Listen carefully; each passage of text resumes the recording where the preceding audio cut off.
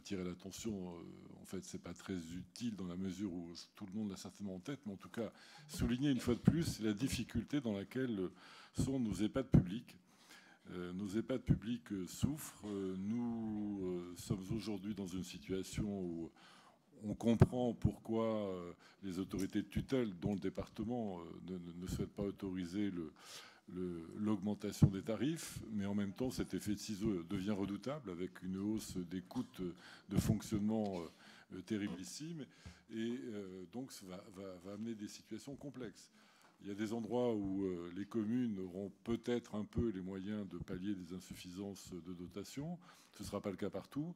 Et puis, de toute façon, à partir d'un certain moment, si on a recours à l'augmentation des tarifs, on peut se demander dans quelle mesure on est encore dans il y a encore une nécessité d'avoir des maisons de retraite publiques si c'est pour avoir une hausse vertigineuse des tarifs. Donc, cette équation étant posée, plusieurs autorités de tutelle doivent y répondre. Alors, je vous entends penser très fort, bien entendu, à l'État, mais la question est posée au département parce que nous sommes là sur je dirais, une responsabilité vraiment de base du département.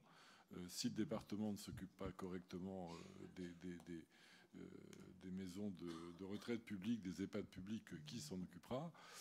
Donc c'est une question ouverte. Hein. C'est pas, faut pas entendre mon propos comme une critique facile à faire par temps de crise, etc. Mais je veux dire, c'est une question ouverte.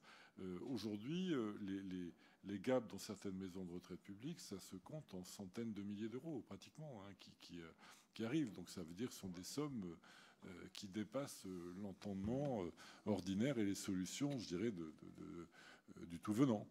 Il y a vraiment une béance en termes de questions là-dedans.